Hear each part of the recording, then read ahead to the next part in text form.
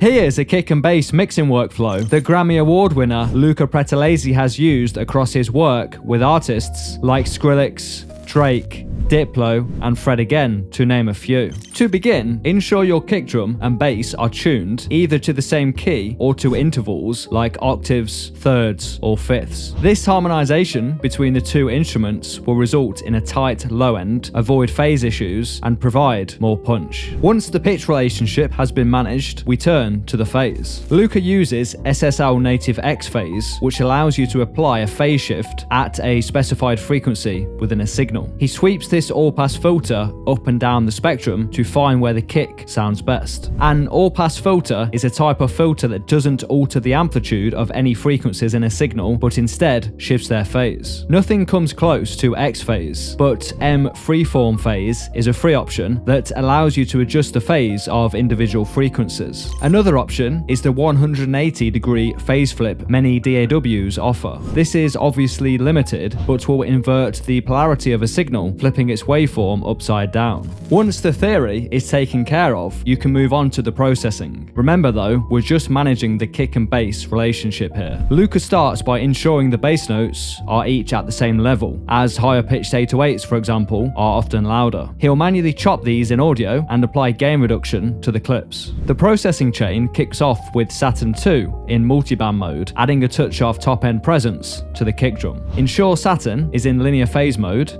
and oversampling is enabled, at least when exporting. Obviously, this is all sound specific. You may feel like your kick needs more body, distortion, or tonal character, so add any of that here. Next, send the kick and bass to a group to process them together. Luca starts this chain with another Saturn 2 in multiband mode, aiming to add some harmonic distortion between the first and second octaves of the bass. Next, he uses two clippers. The first is for clean clipping, which comes from standard clip. Switch it to Soft Clip Pro and turn up the soft clip saturation to 10% or to taste. This controls the intensity of the soft clipping function. Aim to shave off the peaks, like so. This will increase the volume of the tail while reducing the peaks, similar to squishing the dynamic range with a compressor, and remember to use oversampling here as well. Next is the Color Clipper, which is K-Clip by Kazrog. There's a free version of this plugin available without the multiband functionality too.